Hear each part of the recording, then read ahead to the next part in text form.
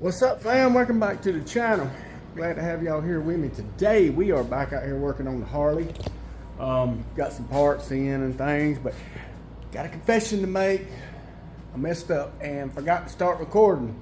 So I've done started this project without y'all. I'm sorry, I apologize. But anyhow, let me flip y'all around here. Where we're at, we've already got the push rods out and two of the lifters. And this is where we stand when I remembered it. Well, what stopped me was that bolt right back there. Yes, she's rounded. It's a 12 point for those of you that know Harley enthusiasts. Y'all know Harley Davidson, for whatever reason, has got to have specialty bolts everywhere. They can't just put a regular 6-point bolt on nothing. I mean, you look, everything, Allen head, Torx heads, these little 12-point bolts. Harley Davidson, what are you doing with your life? Stop it. Stop being stupid. Just put a regular 6-point bolt in it and call it good. You can get pretty 6-point bolts. You don't have to get these specialty bolts to look good. You can chrome them, you can blacken them, you can do whatever you want to with them. Just make sure they're 6-point bolts. So, being as that has happened, I had to go to Harbor Freight and I had to spend money. Let me get y'all set up here. I had to spend money on specialty tools to get stupid specialty bolts out of that bike. Just tisk. And I know I'm complaining. It is what it is, y'all. I'm just making light of a frustrating situation because one little bolt that decided to round because it don't have enough shoulder on each flat to keep up. Good grief. Well, you can't get into these packs. They was serious about them's not getting stole. They won't playing with these, y'all. Good grief, E-Man couldn't open that case. But anywho, oh, great. And then it falls apart. All that time and money on packaging and the little thing to hold them, couldn't even hold them on the rail. Lord help me. But anywho, y'all, I went and bought two things. First, I went and bought this nice little set that the packaging was much better than the actual product so far of bolt retractors, rounded off bolt retractors. So I got them. Then I also bought me a set of 12-point sockets because apparently your boy didn't own none. So, and I'm hoping this little one is little enough. It's a 5/16. I don't know if it is or not. Shot in the dark. But either way, there's other 12-point bolts on that bike, so I figured, hey, I'm gonna need them eventually anyhow. So there they are. But let me get all this stuck back together and get these sockets back on this rail that fell apart in the packaging that He-Man himself couldn't open for whatever reason. They spent more on packaging than they did the product. But anyhow, let me get all this figured out. I'll get back over there to the bike. We'll pick you back up. Oh yeah, we've been working on this too. Y'all, prime example of not changing your oil. I want y'all to look at that grime ridge right there under the intake. That is just a good 1/16 of an inch of grime cake on that. Y'all, change your oil. Look at that valley. Look how deep that sludge is in the bottom. This is just from years of neglect. The cylinders, however, don't look bad. I think we got a good block. We just got to clean it up. But y'all, take care of your stuff. Change your oil. Do your regular maintenance. It pays off in the long run, I promise. Alright, let me get y'all sawed up here where y'all can see, and we're going to try to get this other bolt out. Give me just a second. Y'all, this thing's being a booger. I've had to drive the bolt retractor down on it, and I'm just getting a little bit at a time of it. I hope it's turning, but I can't tell for certain if it's turning or not. Honestly don't know. I think I'm screwed up right now. I think I'm really in a bad place right now.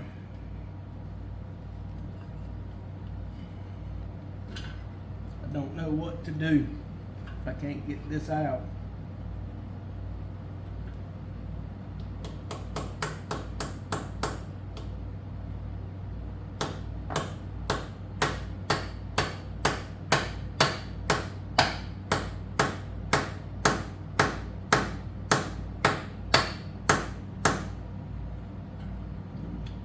Not getting it with that.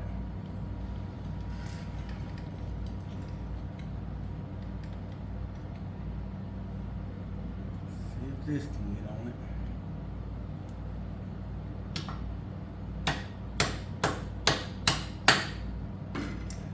Went down, but I don't know, y'all. This is stupid. All because they had to put this little bolt in here. Thank you, Jesus, I've got it turning. Thank you, dear Lord. I ain't gonna lie to y'all. This one had your boy worried. I really did not think we was gonna get it out. Really didn't. I'm gonna pause you a minute, run grab my little 3/8 ratchet. I'll be right back. And I'm back, just like that, ratchet in hand. I really went that fast, y'all. I'm that quick. I never paused the video. That was just me running that fast. Y'all believe that? I don't neither. Alright, let's see if we can edge it on out. I don't want to get in too big of a hurry with it because I don't want it to round back out. I just want it to come out. I'm having to hold it in one perfect angle of position. I lost that position to get it to turn. I'm having to put this universal on it. And now it won't turn again. There we go. Got to get it just right or it ain't coming. I probably should have got the adapter for my battery power. It would have probably made it a little easier on me, but I was scared that it would strip it. So I wanted to be able to feel what I was doing. But oh man, I'm telling y'all what, I worked on this thing for probably about 2 hours last night, and an hour and a half of it was working on this bolt, trying to get it out. Thank you, Jesus, for letting me get it.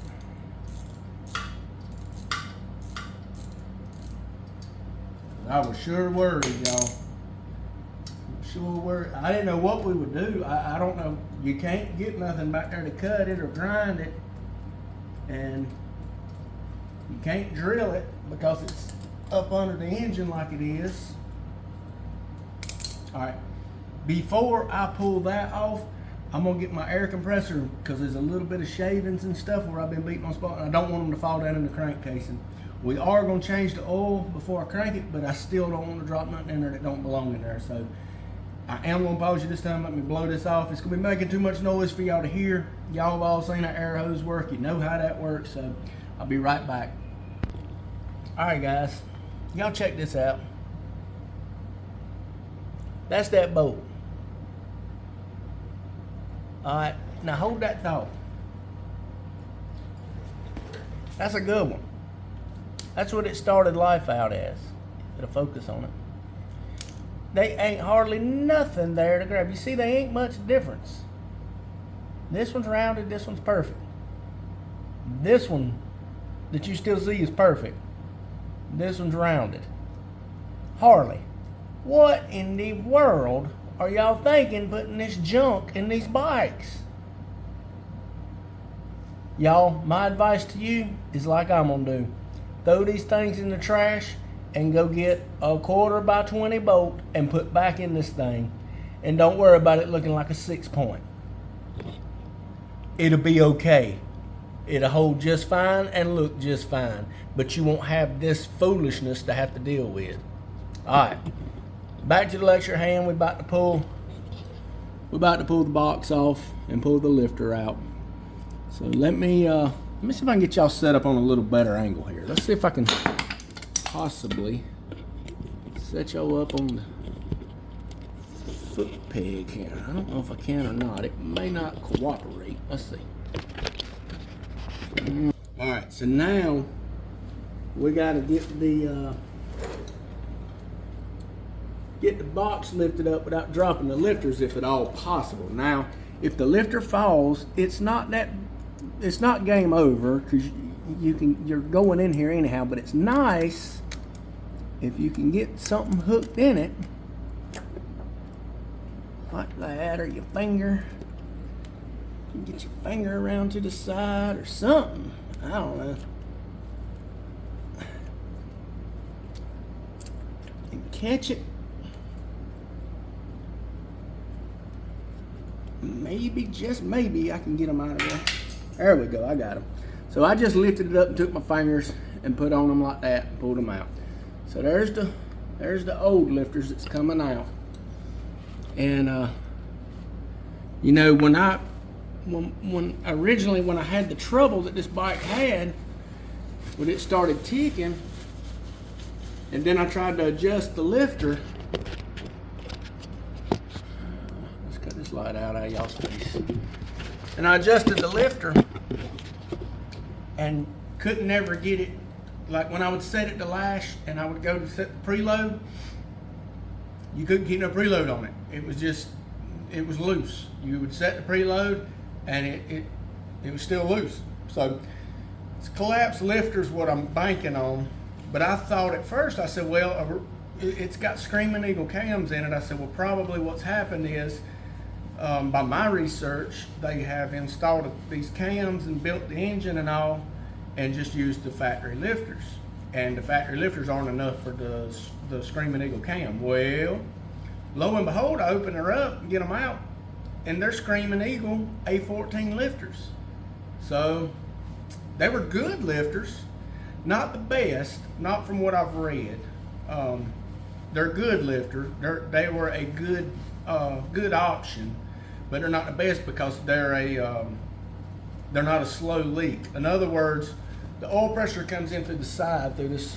You can see it if I can get it focused. Y'all see that little hole? There's a plunger in here, and the oil comes in from the engine and goes in here and fills this plunger up with oil. These are not slow release. These are fast release. They let go of the oil pressure a little quicker. Now the ones that I've got are Johnson lifters, and they are a slow release, a slow bleed lifter, if you will. So what that does is it keeps that plunger tighter longer, so at idle or it's setting or whatever, you won't have no noise, you won't have no rattle. So a lot of these Evo bikes, if you notice, especially the ones that's built, you'll hear a little at idle. You'll just hear, there ain't much you can do to get it out of them. And that's what it is most of the time. It's these, either the factory lifters or these quick bleed, these quick release lifters, and they're just letting, at idle, they're letting the pressure up. Well, the instant you kick the throttle back to it, it builds oil pressure and it shoots them back up and everything tightens back up. At least that's what I've read. If I'm wrong, tell me I'm wrong. That's what research I've done and the conclusions I've come to. So judging by, I see a little wear on these lifters on the side. So I don't think these were, these may not have been brand new when they put them in. They may have been previously run, because this engine doesn't have very many miles on it. And I'm inclined to believe what the guy said about the mileage on it, because looking down in there on the cam stuff, the cam looks brand new, y'all. Everything in here looks, I'll show you. It looks really good. Let's see if I can get this light. I mean, the cam, there's oil on the cam, but there's no marks, there's no scoring, there's no nothing that looks bad on the cam. So you can see, I can wipe it with my fingers. There's no ridges, there's no wear spot, there's no grooves, nothing. And the cam lobes are all nice and crisp and flat across. The lobes look good, they're not worn off. We haven't wiped the cam. It's clean down in there. That's my favorite thing. It just looks real nice and pretty and clean. So, all right, we got them out. Now, what we got to do now is get the new ones installed. Now, first, I'm gonna take these, I don't know, what do y'all call them? Boxes, lifter boxes, lifter retaining boxes. I don't know what the technical name for them is. Look, I'm new to Harley, don't judge me. But I'm gonna clean these up real good, and there's an oil feed hole right here at my pinky. Not the bolt hole, but right beside it. That's where it feeds my oil. It comes from this little hole right here, and it goes into this box here, and then it comes out the side, if you can see it down in there in that hole, and it feeds the lifter oil. So when we put them back together, we got to make sure we put the feed hole on the right side so it can get oil like it's supposed to. But I want to clean these out, make sure we don't have no oiling issue, make sure there ain't no little piece of trash or something got stuck in there. So all I'm gonna do is spray these off and blow them out real good and clean them up. And then when we go to get the new ones, I'll pick you guys back up, because I'm pretty sure y'all have seen people clean parts before. There ain't a whole lot to it. All I'm gonna do is spray some stuff, blow some air, wipe it off, get it ready to go. Now we have got the new lifters have been setting all night long in this oil. So this is brand new oil now, new oil. I didn't use old oil. And I got the good stuff, the VR1 Valvoline Racing Oil. And I got the 20W50. That's what everybody online said used. They said it works real good in these bikes. It's not a wet clutch, so you don't have to worry about the oil on the clutch and such. You can use conventional oil. I did go with the VR1 and the 2050. So I've had them setting all night. They've been setting in it for about 16, 18 hours now. So they ought to be good. I'm gonna put them in, get them set up, ready to roll. And then I'll pick you guys up when we get ready to set the lifters back in. All right, guys, so picking back up where we left off, and I'll be honest with you, it's been a few minutes. I forgot where I left off.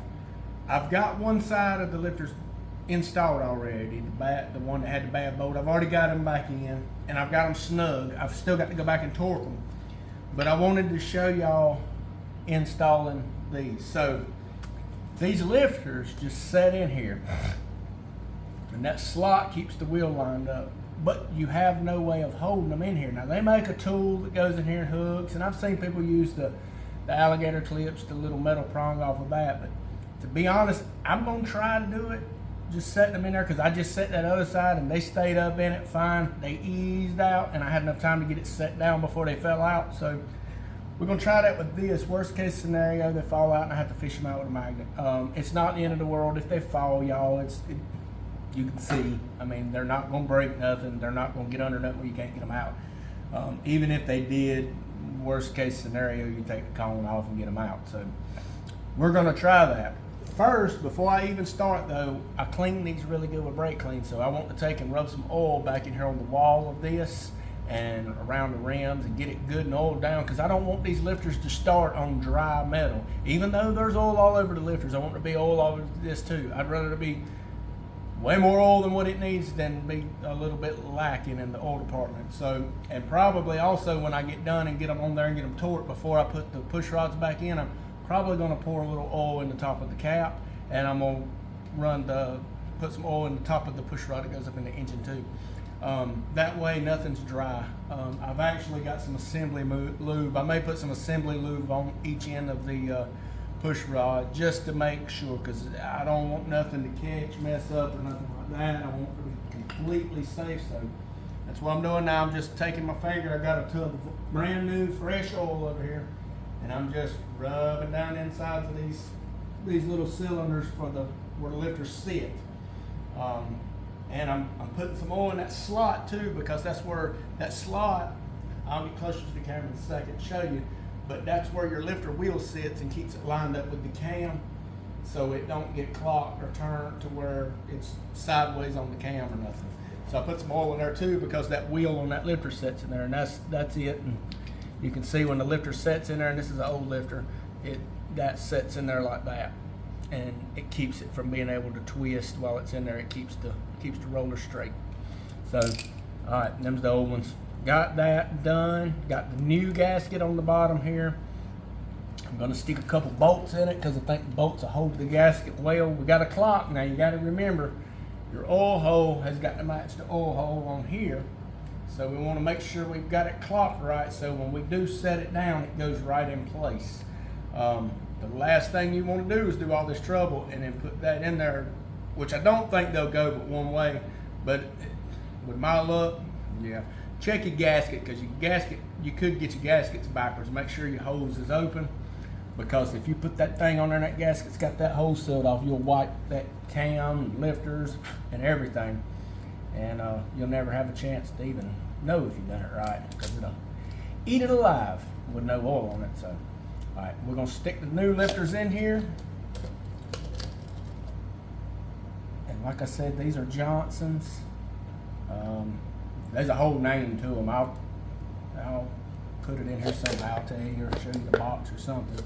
But these were not cheap by no way, shape, or form. These were not even mid-grade.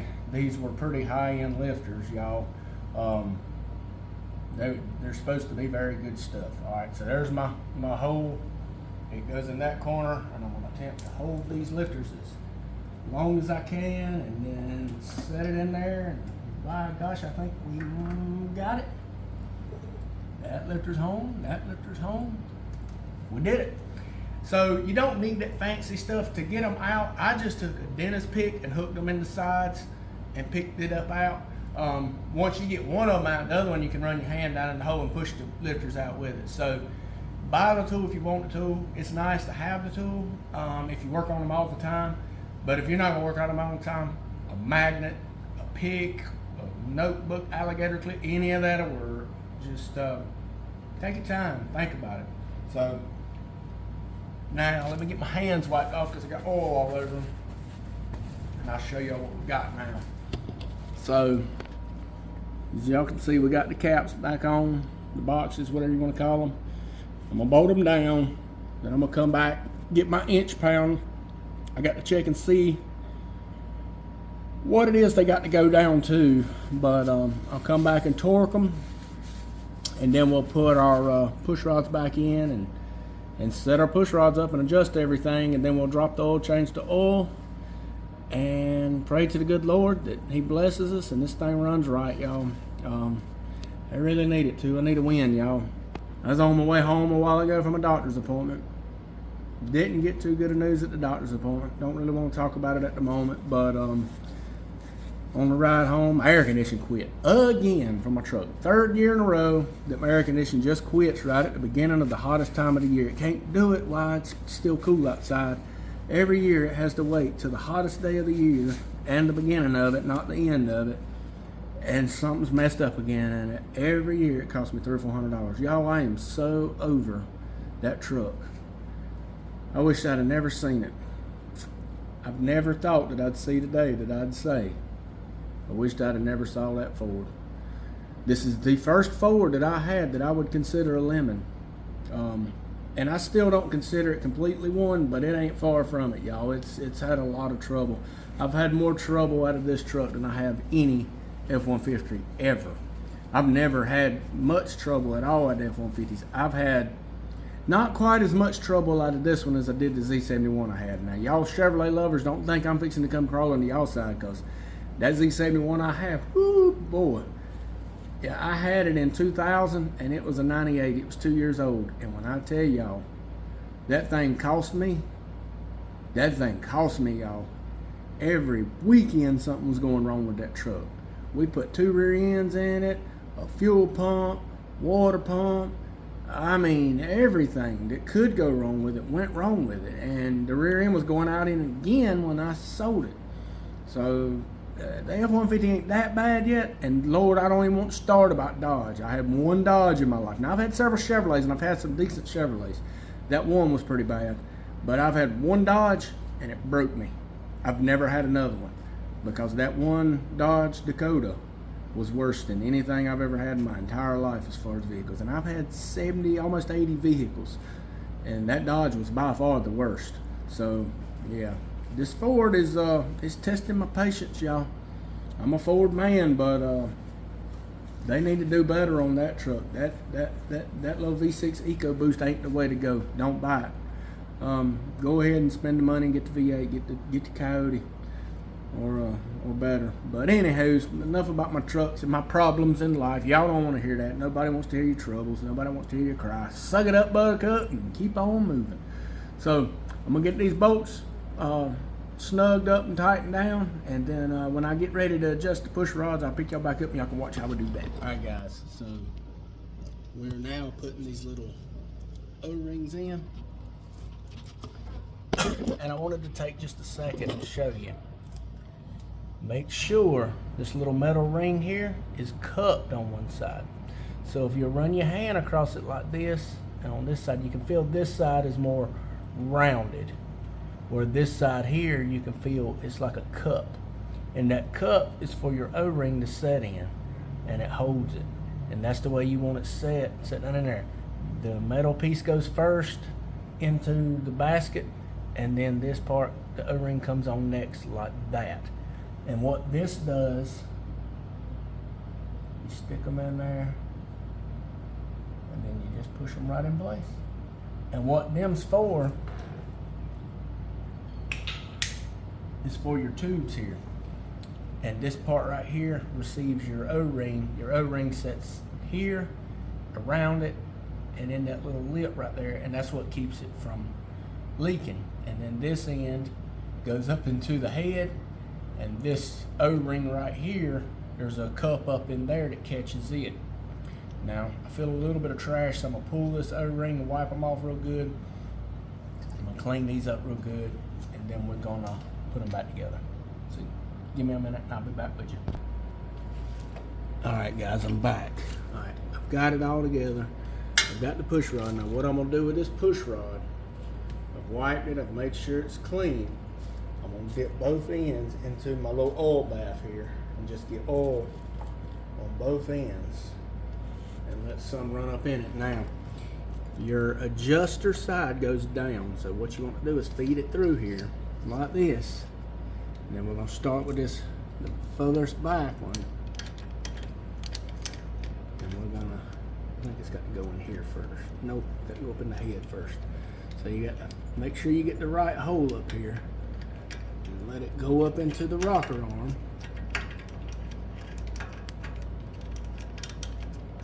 Oh, and my adjuster has pulled out a little bit. Let's roll it back in to where it'll fit. And these is, like I said, these is adjustable push rods. So all you do is run them all the way in to where it'll go up in there. And you got to get on you got to play with it just a little bit and get in the right place. Just be patient with it. Don't try to rush it, because you got to get on your rocker arm up there in the right area. The last thing you want to do is be off to the side of it or something. There we go. Alright. So that one. And then you're going to take your metal piece here and just push up. And it should pop right back into the head there, just like so. Alright, now we're going to get the second one stuck in. Well, you know what? While that one's out of the way, while you're on camera, I'll show y'all how I do this one. So, a little piece of wire here. I just got a little piece of, nothing special, just a little piece of wire. I run it around my highway bar, and then just take it, hook it in that chrome piece,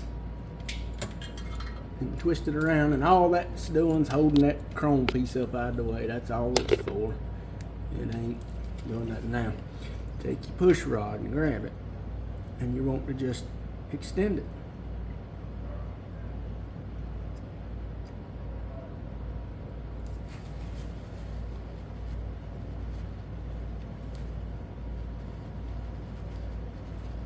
And that can be a challenge when you got oil all over your hands. So keep your little napkin nearby.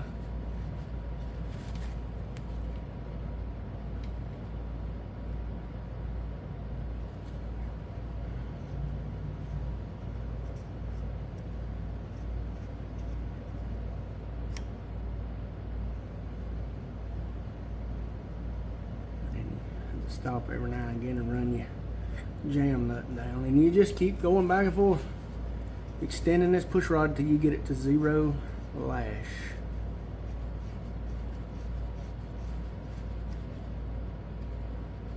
I'm gonna jam nut up some more for some reason.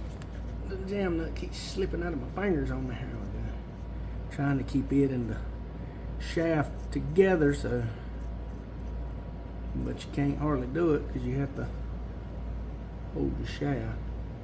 So you have to keep stopping and just roll your jam nut up the shaft, and then let the sleeve roll the sleeve out some more. Just keep doing this till you get the lifter touching on the push rod on the lifter and on the rocker on at the same time.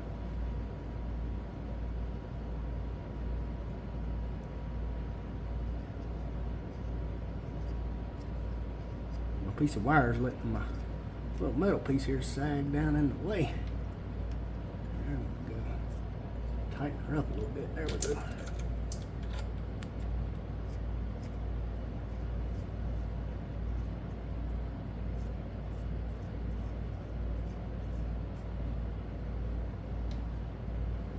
Run my jam nut up some more. Now, I'm just going to show y'all this one because I see right now my hands is in the way and they ain't much you can see. And this video is probably getting a little bit lengthy. And y'all don't like watching long videos, and I understand, I don't either. So, I'll show y'all this one. Get it to where we need to get it, and then we'll get it back together, and I'll let y'all be with me when I crank it up. Or we might do this in two parts. So if y'all can see, my finger's right here, that's the jam nut. And I'm trying to get where y'all can see what's going on. I'm just running the jam nut up. Get it back up, out. All right, now I'm holding the jam nut and the sleeve at the threaded rod at the bottom. And I'm just rolling that push rod out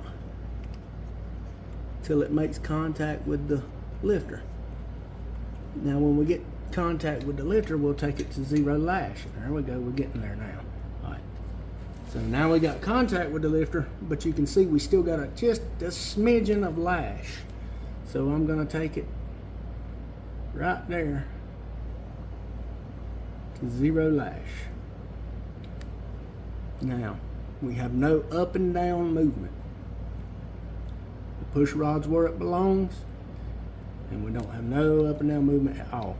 So from there, we get just a little bit more.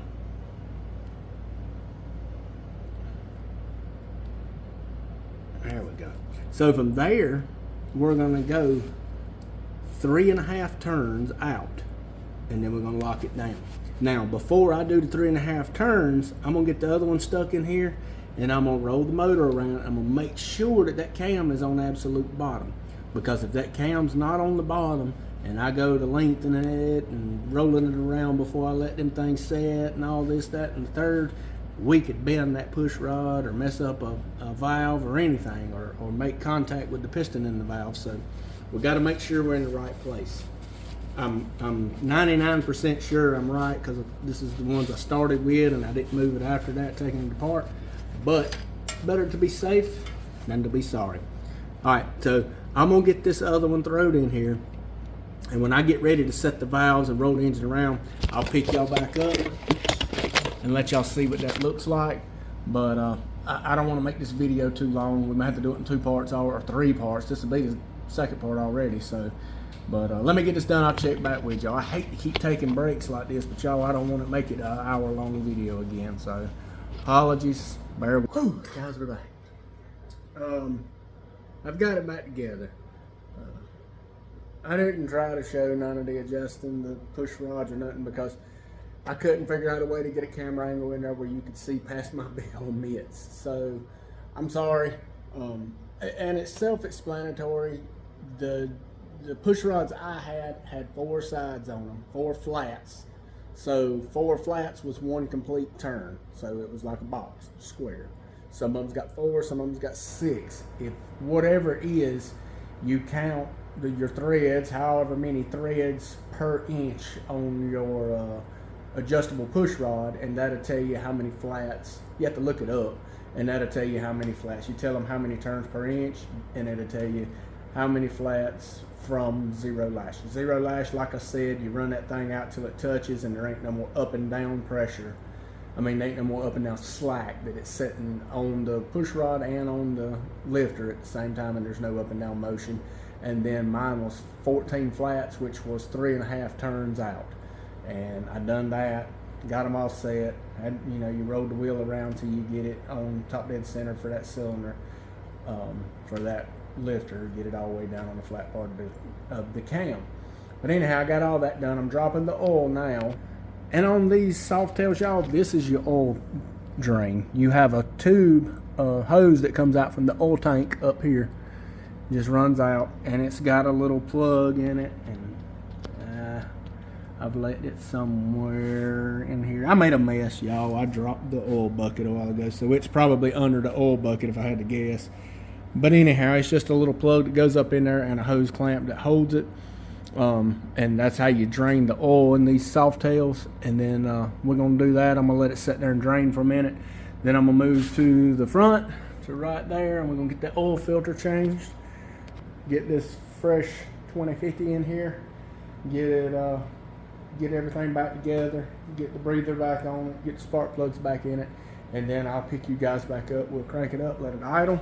See if we got any rattles, ticks, knocks, or shakes. And good Lord willing, y'all, please, Lord, let this thing run good. I need a win today. I really need a win. So hopefully, good Lord willing, this thing will run good and run good for a while. I won't have to worry about it. But I'll check back with y'all when I get ready to get to that point, and we'll crank it up and see. There ain't really nothing to say. Y'all have changed oil before. Y'all don't need to watch me change oil on this bike. Y'all have seen that many times, so I ain't gonna bore you with it. But I'll pick you up when we crank it up. See you then. All right, guys. She is back together and running. The Harley is done. I just took it down the road, took her on her first voyage, and she is doing just, there she is, just sitting there idling, counting them off. Listen to that thing.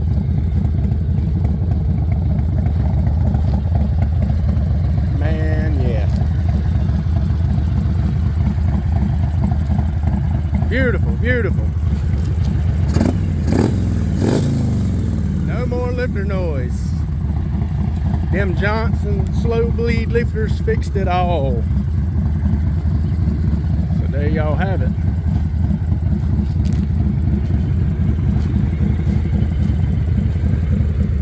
And it's a beautiful day for a ride. Took a ride over to the church and back on her. A good little ride.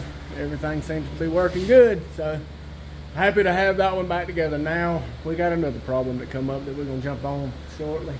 A problem that seems to occur this time of year every year for the past 3 years. This will make the fourth. And I don't understand why. And it's my truck. The air conditioning has once again quit working. We've done put 2 compressors on it.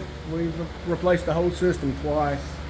And it does this every year this time, and it's not cheap either time fixing it. But it's building pressure, too much pressure.